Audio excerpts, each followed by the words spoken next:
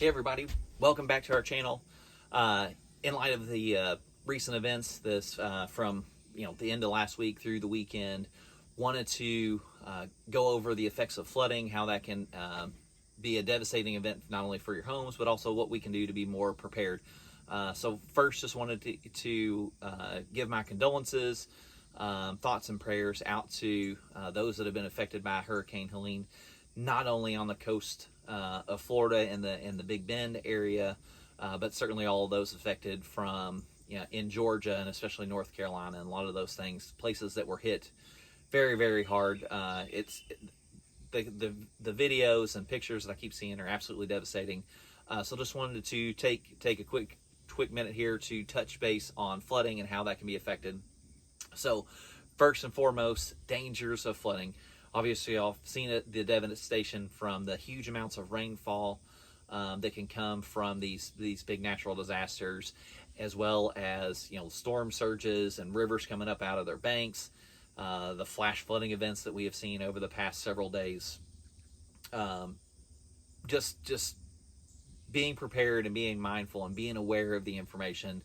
I just wanted to stress the importance of making sure that you heed the warnings of the weather folks. I would certainly rather be in a position where we've evacuated or been prepared for some of the potential damage and nothing happened than the other way around, and not have left and put ourselves and my family in a devastating situation.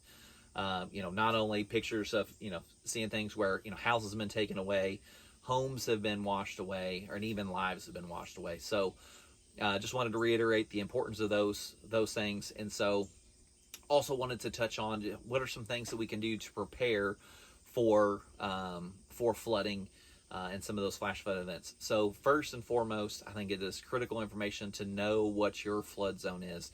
Are you in a place that is more prone to flooding, right? And so what we've seen recently, so certainly being along the coastlines and knowing the risk of being in flood prone areas from hurricane storm surges, that sort of thing, not a big secret in our coastal areas, but even more inland. When you get those huge amounts of rain, it takes time for effectively the earth to sort through the water. Even the man-made drainage systems that we've got in place can get overwhelmed when you have just huge amounts of water dumped on them in such a short amount of time. So absolutely critical to make sure that you're aware of what flood zone you're in and what is the likelihood. The basic ones that you get are floodway, and then you hear about the 100-year floodplain and the 500-year floodplain. For those floodplain items, effectively what you're getting is 100-year floodplain means that you have a 1% chance each year of getting flooded, and it seems to be happening in many parts of the country more and more often than that. And then the 500-year floodplain is a 0.2% chance of flooding. We've even seen situations where that has been the case over the past few years, where we seem to be getting more and more intense natural disasters that have had some just absolutely devastating effects recently. And so being more prepared now is more critical than ever. So some of the next things that you can do once you're aware of what flood zone you're in, there's different things you can do. So you want to make sure that some of your major mechanicals, furnace, water heater, even some of the appliances are set up on higher levels as opposed to lower levels. The easy example for me to get is I have an Airbnb property that I manage. It's on the Ohio River, and so in the summertime we have a simple kitchen that is enclosed, but all of that equipment comes out usually October 1st, and then we put it back in May 1st, because we know those winter months are the most likely times that the river can rise and get into those. So in order to help protect that equipment, we make sure that it's out of the way when we have those flood stages coming. We also have electrical outlets and that sort of thing up higher on the walls to help make it less likely that water would get into those. That doesn't mean we don't have issues in extreme cases, but more and more often, if it does get into the property, we have planned in such a way that we're only replacing some drywall as opposed to having to replace those major mechanicals. So that is absolutely critical. The next thing would be making sure that you have a sump pump in your property to help get that water out of your home as quickly as possible. And if you have systems in place to help draw it to that sump pump, it is a vital thing for helping to protect your home. Now, the next thing there is what happens if power goes out. So I'd highly encourage you to have a battery backup for those sump pumps in cases of situations when we lose power, and also have the extreme rain, flooding situation from whatever natural disaster that's coming from.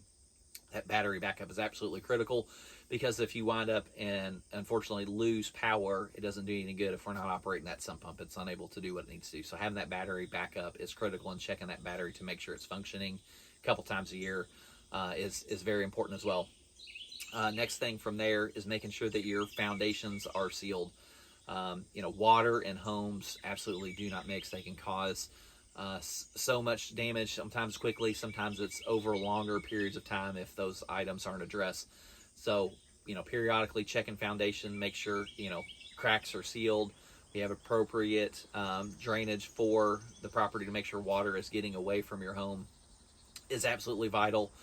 Sometimes it takes years and years for water to persistently attack that foundation of your home. And what happens over time too is you can wind up and get into, mold issues and all that you may not even be able to see, but is slowly working its way into your property. You have a finished basement, but have some cracks behind the walls. If we're not doing everything we can to help make sure that water is getting away from the property, staying on the outside of the home, you can wind up and have mold and stuff in your home without knowing it. So that is another important thing, making sure we're addressing cracks in the foundation, what we can see on the outside as well as what we can see on the inside of properties. Especially in our area too, we have times where we've had, months and months with minimal rain, and you actually can see the dirt start pulling away from the foundation. You see those little gaps. When we get heavy rains like this, that water can easily get down in there. So it's actually a little counterintuitive, but you can actually water the ground and make sure that dirt expands back out to seal those gaps along your home to help protect you from water intrusion into your home. The last kind of tip here is having some type of emergency kit prepared. Having some extra food set aside. Fresh water, flashlights. Any of those things to help protect you and your family. Make sure you have some of the essentials needed if you were to get in a situation where you can't get out, if you get flooded in, whatever. We want to make sure that you have the necessary things. And then the next thing is making sure you have an evacuation plan. How do we get out of the property? How do we get away? And then also, staying on top of what does the weather look like over the next few days coming into your area, so that way you can be prepared. Once again, heeding the warnings of the weather stations. They're not trying to run people out just to run people out. They're trying to protect you and your property. So planning accordingly. I know it can be more of an inconvenience, but I would much rather be in a safe situation, make sure my family is protected, than not wanting to leave the property. So glad that many of you all heeded those warnings the past few weeks, because that could have been a much greater loss of life. So definitely thankful for some of those. The last thing, certainly when we talk about floods, is flood insurance.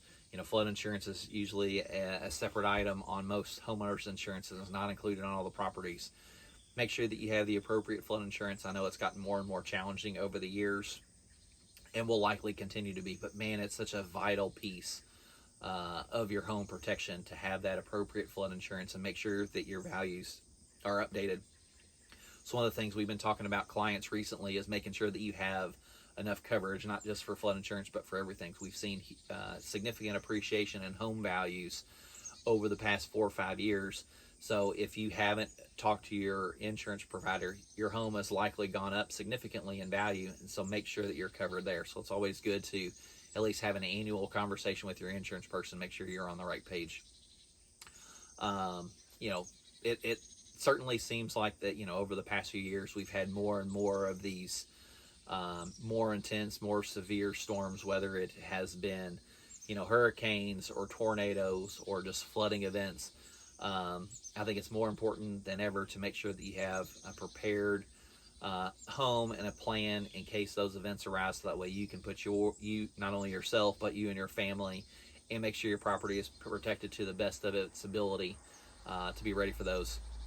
So hopefully this information has been helpful today. If you're enjoying hearing some of this information on how to protect your home, what are some things you can do to help maintain a good home and add value to it, please feel free to like and subscribe to our page, and look forward to seeing you back on our next video.